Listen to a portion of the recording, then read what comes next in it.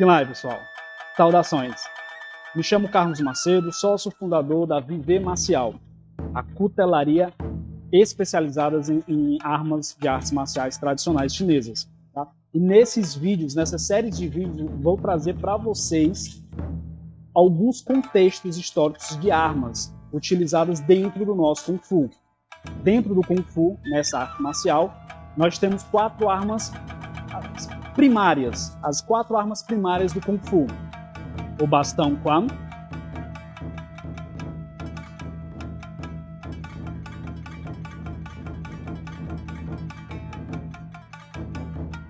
a Tian, a lança,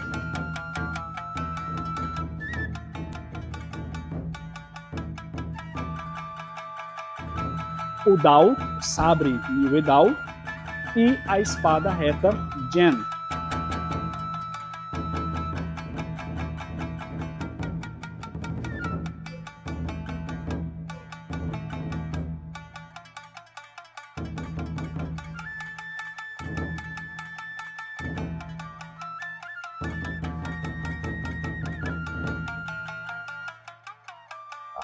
Então, especificamente, eu vou falar sobre o sabre Dao.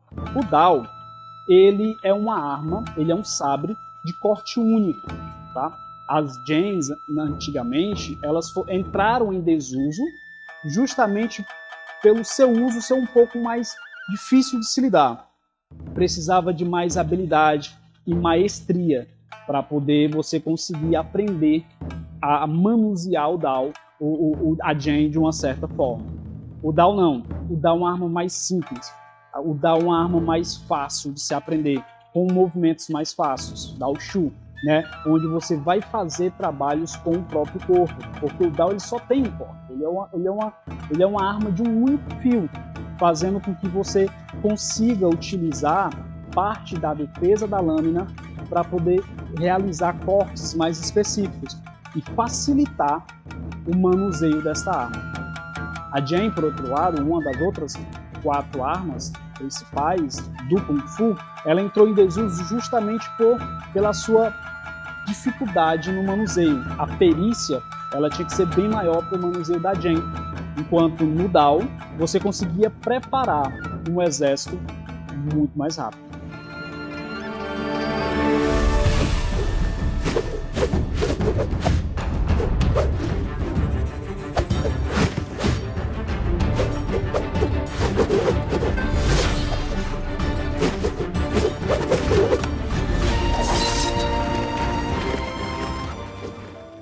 E aqui eu venho trazer para vocês um pouco das referências históricas. Conseguir essas referências históricas não são tão fáceis, tá?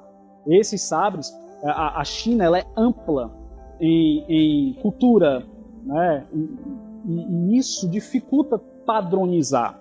Até que em um certo momento na dinastia Qin foi criado um padrão de armas militares dentro da dinastia Qin, no exército padrão verde. Tá? E é isso que eu queria trazer para vocês. Separei 5 sabres para vocês conhecerem melhor essas 5 referências de sabres que foram utilizados na dinastia Ming e na dinastia Qin. Tá? Então, vou começar falando um pouco mais sobre vocês, sobre essas referências. De onde a Viver Marcial retira essas referências? É literalmente de um maciço da dinastia Ming, de Wu Bei Zi, né? Ou Tratado da Preparação Militar.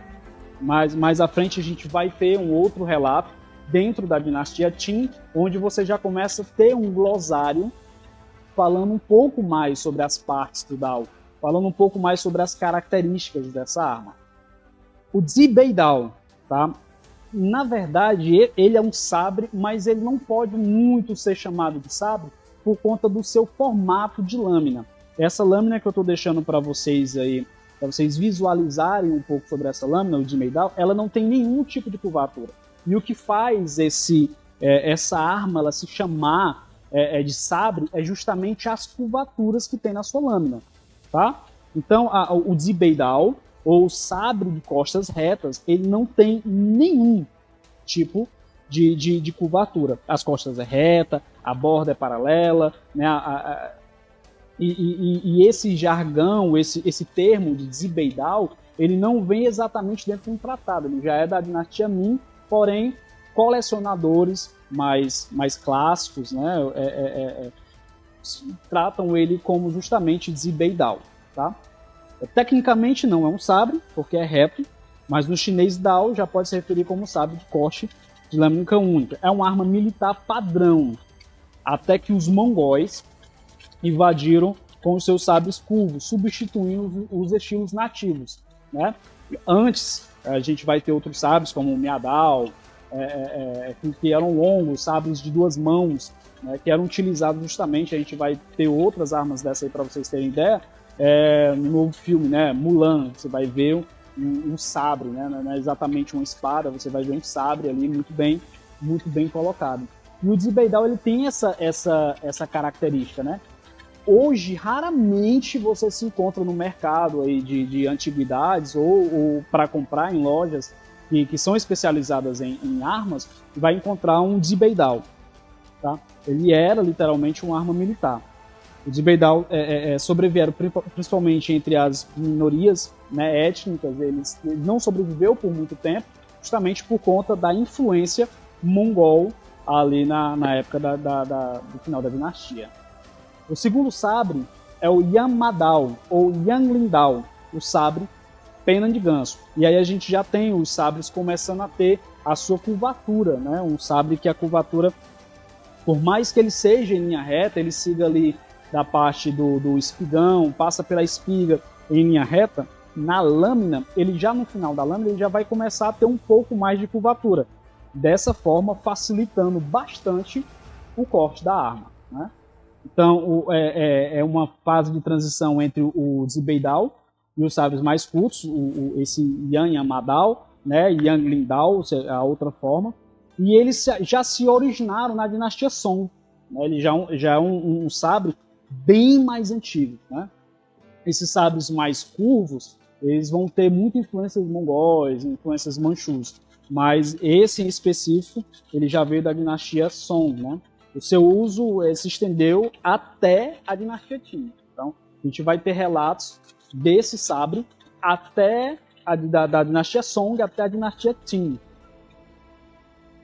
Liu Weidao. O Liu Weidao é muito importante a gente ter em mente esse sabre, porque o Liu Weidao, esse sabre ele já tem uma curvatura um pouco maior, porém não padronizada. Você vai encontrar o Liu Weidao com pouca curvatura, ou com a curvatura bem maior, tá? O Liu Weidao, o sabre folha de salgueiro, é a forma mais comum de sabre chinês da dinastia Ming e Qin, né? Eles vêm em formas de tamanhos, alguns totalmente retos, outros quase retos, bem mais acentuado na curva. Vem variedades de lâminas mais largas, mais estreitas, né? Ele vai ter na sua folha, no final da sua folha, na lâmina, onde a curvatura é para ser um pouco maior, ele pode ter ali a cabeça cortada, né? Ou seja, denominando outro tipo de sabre, mas não deixa de ser um Liu Weidao. E o Liu Weidao, de acordo com Jin Yamin, lá em 1935, esse sabre ele pode ser chamado também de Miadao, tá? Referindo-se à forma de lâmina estreita e curva, e que se assemelha mais ou menos ao broto, né? Hoje, esse nome ele causa uma confusão, porque agora é comum chamar o Miadao qualquer sabre que seja utilizado com 2 mãos, tá? Mas o Liu Weidao, ele sendo um antecessor do Liu Weidao, você já vai ter mais ou menos aí essa característica, ok? Piandao. Piandao é literalmente o sabre de corte. Esse sabre ele é bem mais diferenciado no sentido da sua curvatura. A curvatura desse sabre é bem mais acentuada.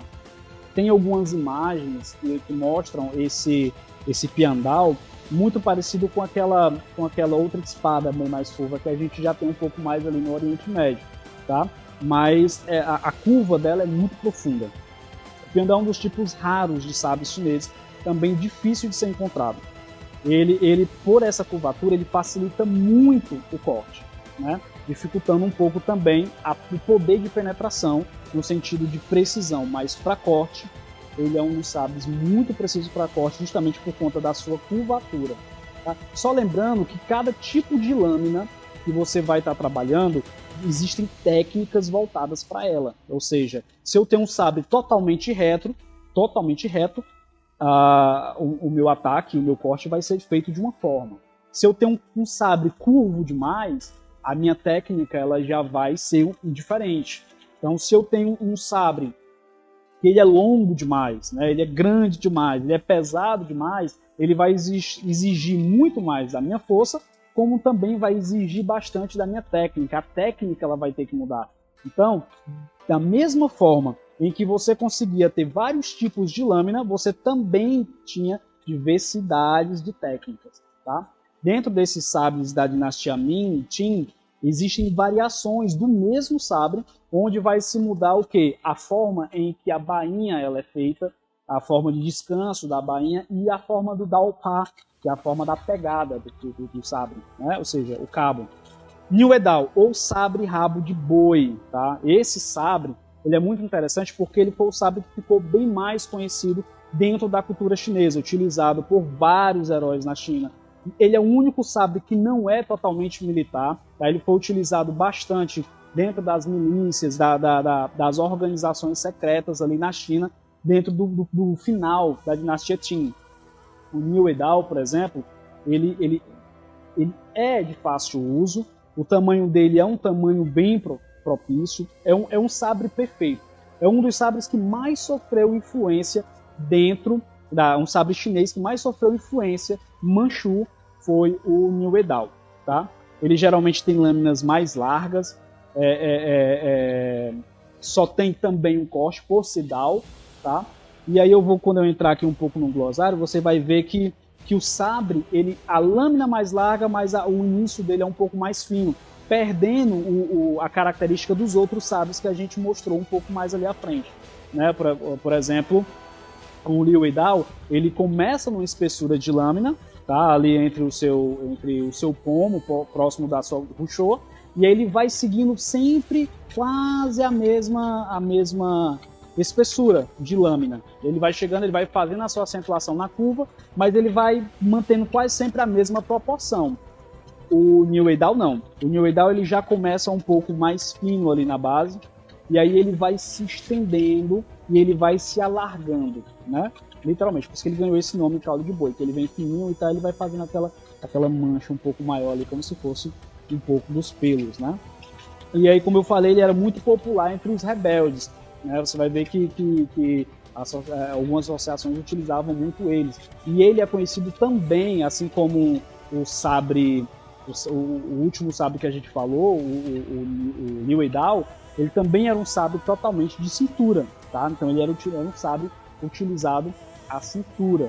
Então, a terminologia que eu vou utilizar mais à frente agora, ele é voltado para sabres de cintura, sabres que não são de cinturas, ou o Jen, por exemplo, eles vão ganhar outra nomenclatura, vai ser chamado de outra forma, tá? Mas em específico, sabres de cintura, Niuedao, Peidao, Niuedao, eles vão ganhar esse glossário que a gente vai passar um pouco mais à frente.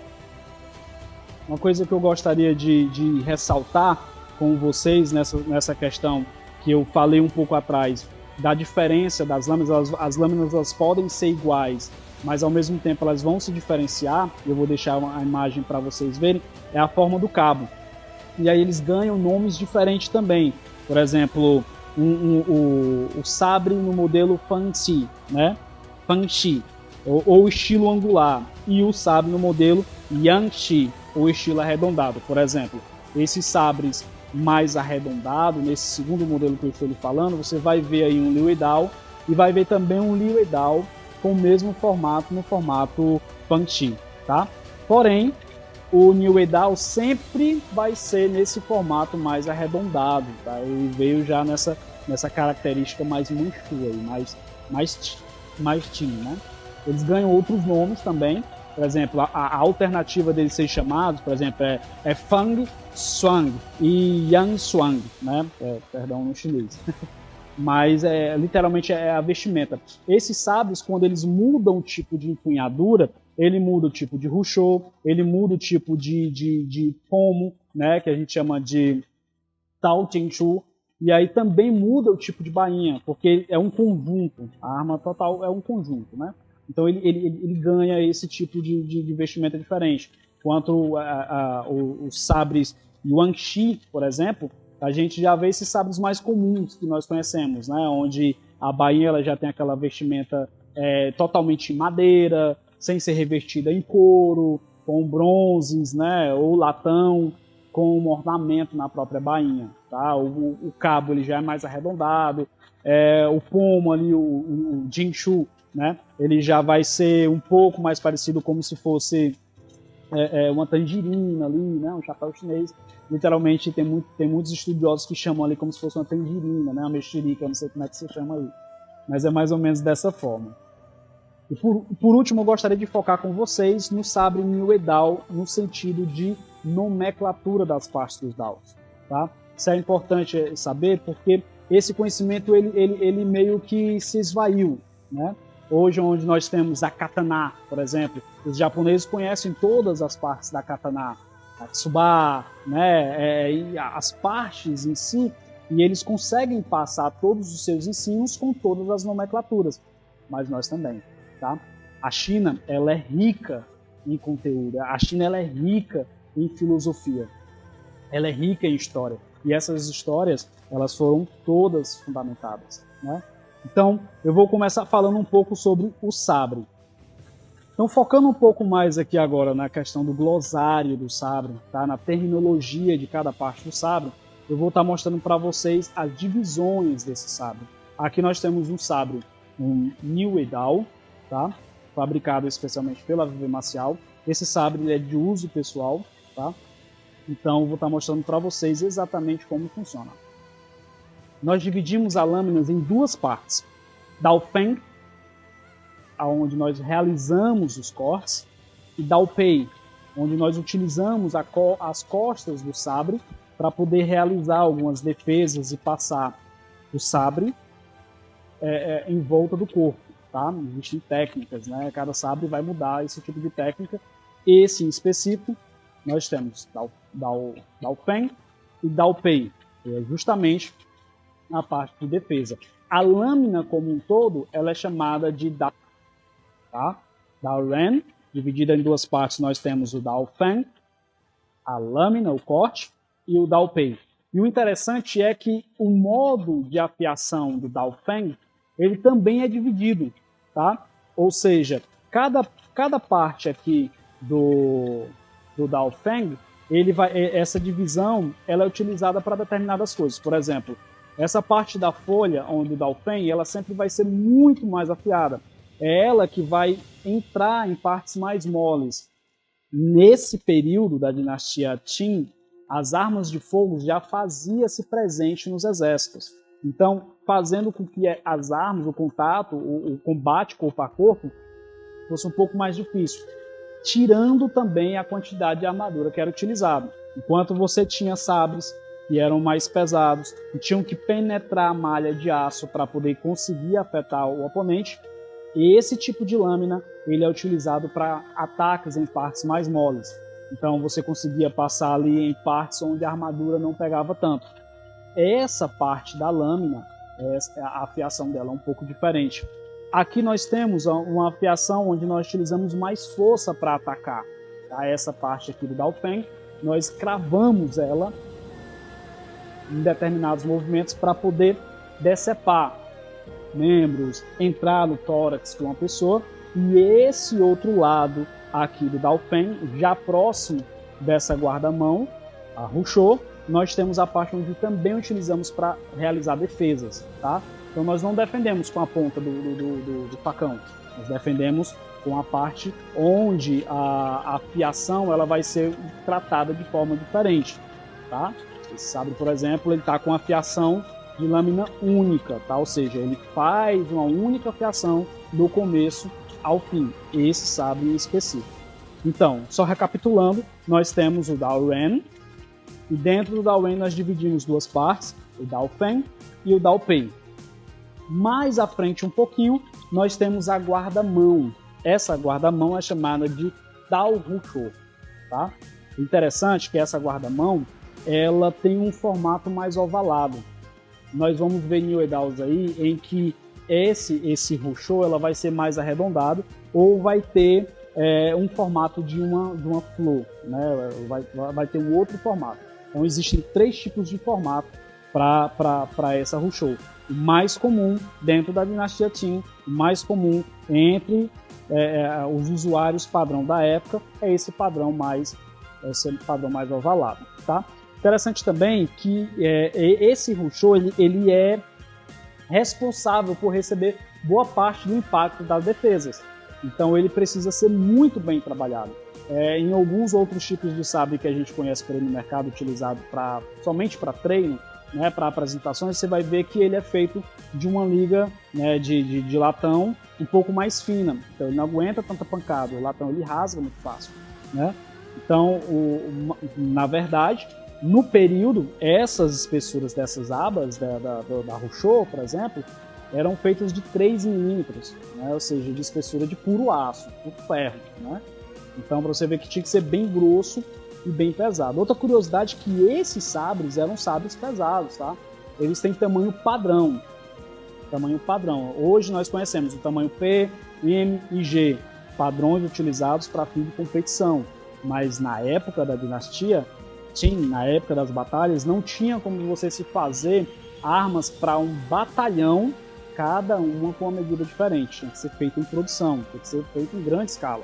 Então, tinha-se os armetos. Uma curiosidade legal é ressaltar que soldados ou pessoas de patentes maiores recebiam, além do seu salário, recebia também um valor a mais para mandar fabricar sua própria arma.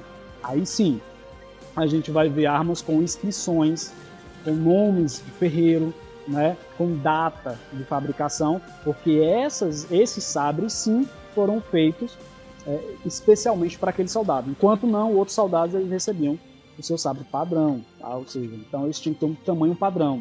Hoje nós temos PMG, lá o sabre tinha um tamanho padrão.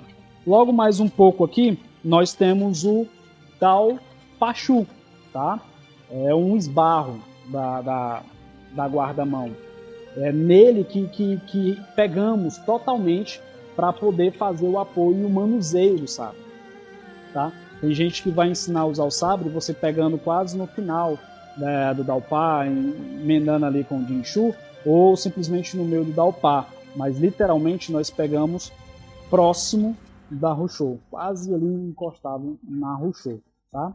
Esses Daopachu, por exemplo, eles eram feitos em latão ou feitos exatamente do mesmo material que era feito o Ruchou, tá? Ele, além de segurar a madeira, a forma que os cabos eram fabricados, né? Porque os cabos eles eram fabricados e tinham que receber a espiga e o espigão. Esse sabre em específico ele tem a sua característica de ser full tank, né? Mas a complicação de fabricação dele também está no sabre porque ele é um sabre de cabo curvo, né? Então a dificuldade em se fabricar esse tipo de cabo é um pouquinho maior. Logo após nós temos aqui o Daopá, né? Daopá quer dizer exatamente a pegada, ou seja, é o cabo do facão. É neles que nós começamos a ter uma maior segurança, tá? Daopá, geralmente feito em madeira, e aí vou entrar em outro contexto bem legal aqui já um pouquinho. Ele é geralmente feito totalmente na madeira ou com amarras, tá? Alguns soldados, o que é que eles faziam? Para a pegada do sabre ficar sempre agradável e ele não perder o contato com a arma totalmente, eles arrodeavam o cabo com cordas, né? E no meio do cabo eles faziam um furo. Nesse furo, essa corda se passava, e aí eu vou deixar uma imagem aqui também para vocês verem exatamente como é que era, e aí tinha essa corda. Nessa corda eles passavam a mão, enrolava, e caso na guerra, como durava não somente horas, mas na verdade dias de guerra, cansasse, o sabre não chegava a cair da mão. Jinshu, ou Tao Jinshu. Tao Jinshu é exatamente o pomo. Esse chapéuzinho chinês, nesse caso aqui, a VV Marcial ela tem o seu modelo próprio, tá? Mas os Dao Jinshu geralmente eles são feitos dessa mesma maneira, um pouco mais barrigudinho para cima. Algumas pessoas chamam essa peça, além de pomo, vão chamar elas de chapéu chinês, tá? ela é muito interessante também porque nós também utilizamos elas para alguns tipos de ataque. Quando o ataque não é para ser letal, você precisa apagar um oponente ou simplesmente desmaiá-lo, você utiliza essa parte, né, como nas armas de fogo, usar coronhado. Então o pomo também serve para isso. E para ajudar a quebrar determinado tipo de coisas que você não quer estar utilizando a lâmina para isso. E é essa peça em específico, junto com o espigão, que traz toda a pressão para o cabo, né, para rushou, perdão, traz toda a pressão para rushou. Ou seja, quando você começa a envolver os parafusos, na verdade não é só um parafuso que tem, né? Aqui você vai ver, por exemplo, esse tipo de porta, chamado porta cega, mas você vai ver que aqui dentro tem outros conjuntos de parafusos que vai fazer justamente chamar toda a pressão para rushou. E essa rushou ela não pode ser totalmente rígida, mas ela também não pode ter muita folga, né? Ela tem que ter ali para aguentar e receber o impacto e ter aquela vibração, tá? Esse é um DAW exatamente do nosso modelo Premium. Ele contém, além do aço, ele contém uma madeira nobre e bronze, tá? Outra coisa que aqui nesse sabre não vai ter, mas alguns sabres existem, né, na verdade, vai ser o DAW Tsunko, tá? O DAW Tsunko, ele é uma peça que ele vem da espiga e se encontra logo após do rushou, tá? Você vai ver, por exemplo, dar um exemplo para você conhecer melhor, vou deixar também uma imagem aqui, o Guandao ou Quantou. Você vai ver que logo quando passa da rushou, ele vai ter aquela uma outra camada de aço sobrepondo a lâmina, né? Então, ou seja, esses sabres também têm esse DAW Tsunko. Uma outra coisa interessante que esse sabre também não vai ter, que era utilizado por dois motivos, entre as curiosidades históricas, são as ranhuras de sangue, né, que pessoal é conhecida como Dao Cao. Dao Cao, as ranhuras de sangue. A real função dessa ranhura é que ao penetrar, quando transpassava a pessoa, entrava uma coluna de hálio entre essa ranhura de sangue, fazendo com que o sangue ele coagulasse mais rápido. E ao puxar, já é complicado um corte fechar exatamente de um sabre desse, mas ele já tinha essa dificuldade. E era também, esses sabres eles não tinham esses Dao Cao tão padronizados. Esses Dao Cao eles eram feitos de várias formas, dependia de como o armeiro queria que essa lâmina ficasse. Estou com a lâmina pesada demais e eu preciso diminuir o peso. Então o que é que eu vou fazer? Eu já fiz todo o trabalho que eu tinha para fazer na lâmina, então eu vou acrescentar outros tipos de Dao Cao. Ou seja, essas ranhuras, elas não são as ranhuras padrão. Eu vi que só se vende assim, que é uma linha reta. Não existe, tá? Você vai ver com desenhos, você vai ver exatamente com pedras, né? Vai ver com adições de materiais essas ranhuras, tá? Mas os dois princípios de usabilidade dessa ranhura é exatamente isso. Ao estocar, entrar uma quantidade de ar e fazer com que a coagulação aconteça mais rápido, tá? Dificultando aí a cicatrização, auxiliando na hemorragia. E a segunda função é para diminuir o peso da lâmina. Essa é uma das características. Então, só trazendo, Dao Tsunko, o colarinho, onde você tem aquelas hastes metálicas sobrepondo a sua lâmina, trazendo também, auxiliando também o ponto de equilíbrio. Nós, em cima da lâmina, nós temos o Dao Cao, que são as ranhuras de sangue. Voltando para o final do cabo, nós temos o Dao Jinshu, Dao Pa, Dao Pa Shu, Dao Rushou, Dao Ren, Dao Feng e Dao Pei.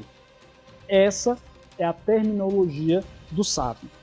As bainhas elas vão ter a sua terminologia, tá? Porém, nós chamamos a bainha de Dao Tiao, né? Ou seja, tem dois tipos de Dao Tiao. A Dao Tiao, onde nós chamamos de Dao Tiao de descanso, ou seja, bainha de descanso, onde ela não tem nenhum adorno nela, onde somente a lâmina ela entra e fica lá para descanso, só para ser guardada.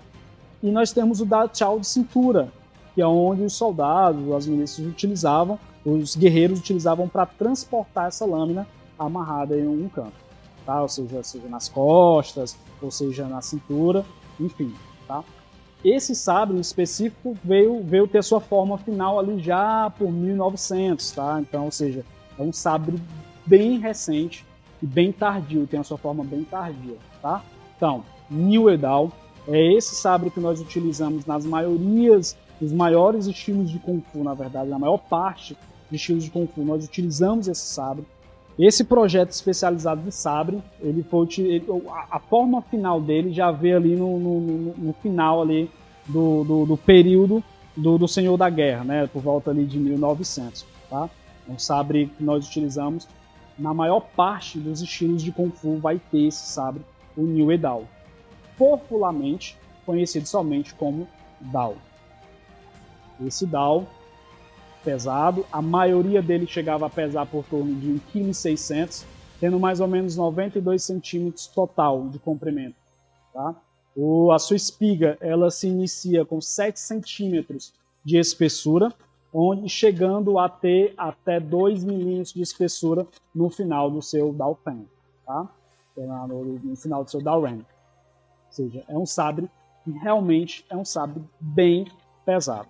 Tá? Um sabre que ele literalmente era feito, né? Você vai ver que você vai fazer alguns movimentos na sua forma Kung Fu, por exemplo, aí, nos seus Taolus, seus Katis, você vai ver que você vai ter que jogar o sabre para cortar, né? Cortar o joelho e tal. Você vai passar para cortar a cabeça, você vai fazer penetrações e vai exigir um pouco mais de força. A técnica ela pede isso, né? Ou seja, é um sabre que realmente é um sabre um pouco mais pesado. Não tão pesado, por exemplo, como o Kanban Tou, né, uns sabres mais largos, então, mas para esse modelo de sabre, comparado com os antecessores dele, né, o Liu Edal, por exemplo, ele vai ser um sabre um pouco bem mais pesado. Tá? E é isso, pessoal. Trouxe para vocês um pouco da história do Dao, da terminologia do Dao, passando um pouquinho de sabre a sabre, né? Na verdade, existem mais tipos de sabre, mas eu cataloguei para vocês praticamente os principais, os cinco mais datados, onde nós temos referências realmente da existência dentro do exército chinês, da dinastia Qin e Ming. Tá? A gente vai ver até sabres da dinastia Song, como foi citado aqui. Tá? Então, atenção, nos próximos vídeos nós vamos estar falando sobre outras armas, vamos falar um pouco sobre o Quan Tou, sobre a história, lendas voltadas para o Quan Tou, o Guandao, qual é o real nome dessa arma, falando um pouco mais sobre os 5 tipos de lanças utilizados no grande exército verde. Tá? Então, nos próximos vídeos, fica atento, nós vamos estar falando um pouco mais sobre essas armas, tá? E até sobre as curiosidades da própria Gen, como é que elas eram banhadas, como era que elas eram feitas e quais eram os segredos por trás dela. E até mesmo aquelas assinaturas que você vê e acha linda, mas não sabe qual é o significado dessas assinaturas. Até a próxima e Kim Live, pessoal.